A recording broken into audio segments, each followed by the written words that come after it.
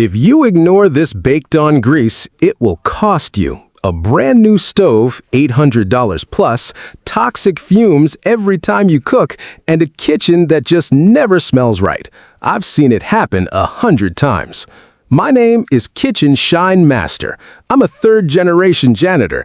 My grandfather cleaned hotel kitchens in Chicago. My dad maintained industrial cafeterias across the Midwest. And for 20 years, I've been the person restaurants call when the magic store-bought chemicals fail.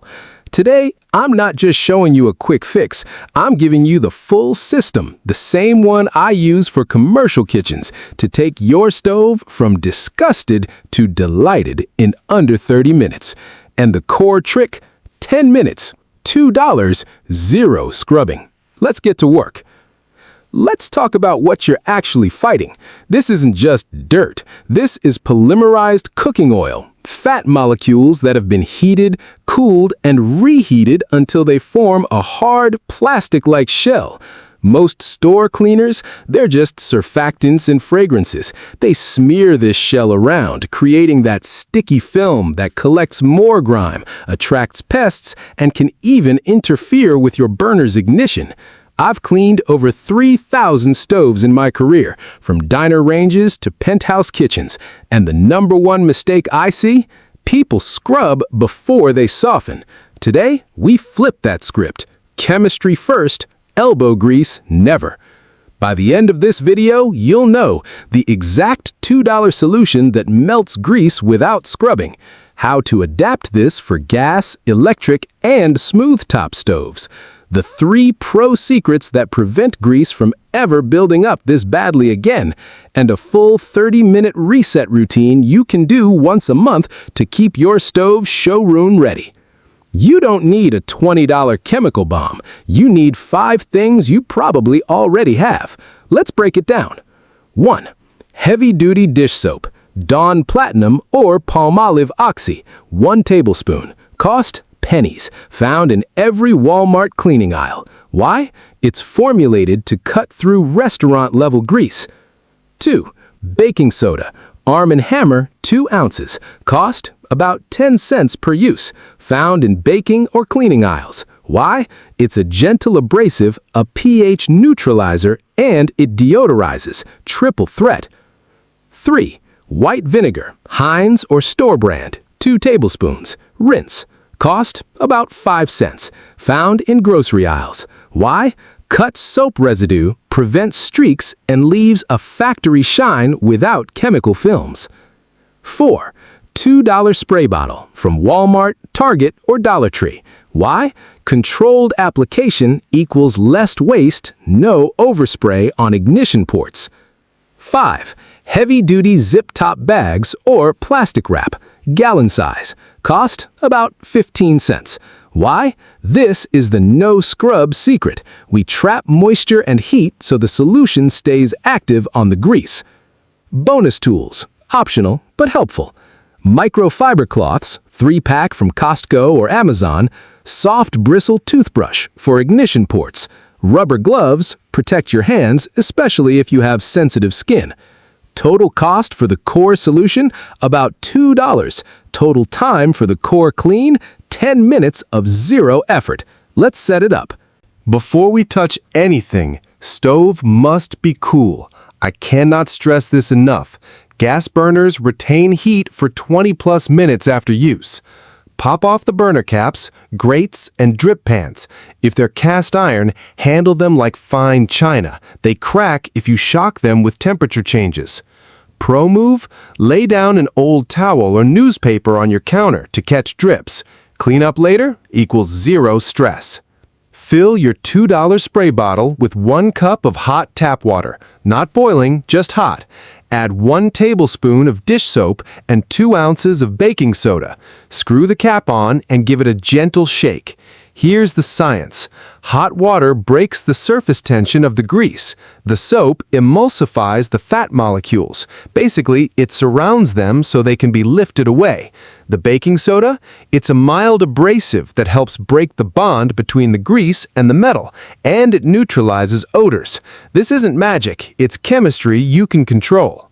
Spray every surface generously. You'll see the grease start to bubble immediately. That's the solution working. Now, here's the game changer. Drop the burner parts into a gallon zip bag or lay them flat and cover them tight with plastic wrap. We're trapping the steam and moisture. Without evaporation, the heat and soap stay active on the grease. This is the no-scrub secret. Set a timer for exactly 8 to 10 minutes. Grab a coffee. Let chemistry do the heavy lifting. While we wait, let me show you how to adapt this for other stove types.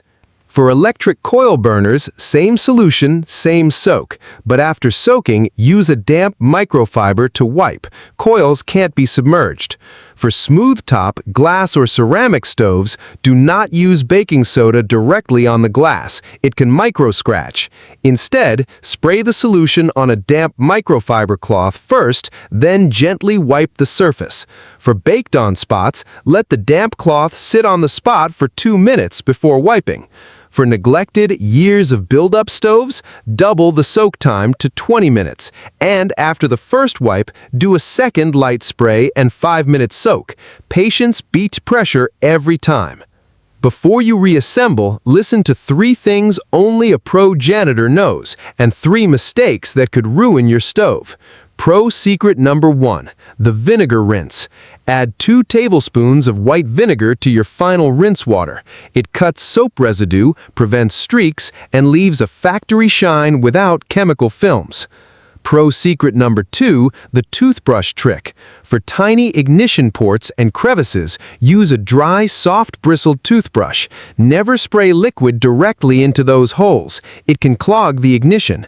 Brush gently, then wipe with a dry cloth. Pro secret number 3, the prevention spray. After cleaning, mix 1 part vinegar to 3 parts water in a spray bottle. Lightly mist your clean burners once a week. It creates a barrier that makes future grease easier to wipe off. Mistake number 1. Steel wool or abrasive pads.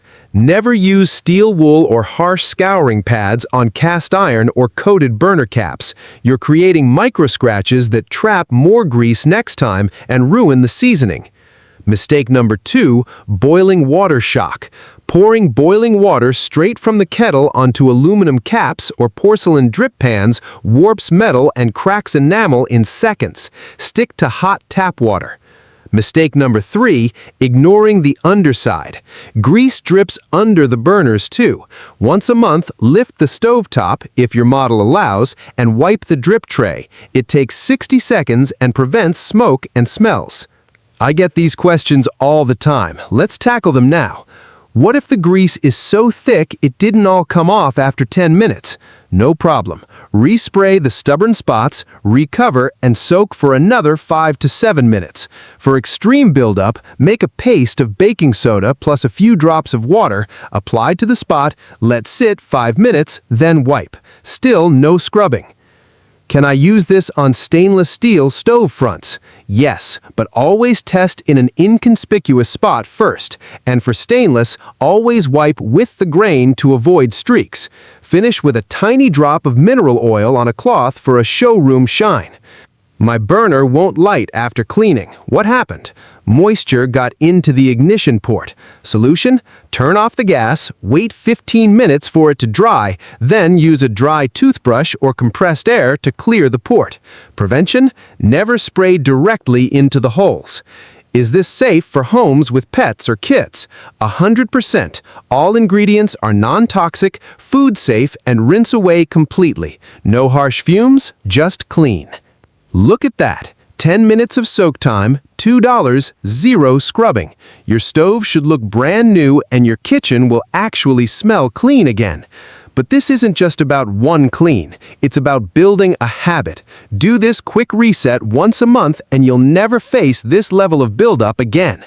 If this saved you time, money, and spared your knuckles, hit that like button. It tells YouTube this content matters.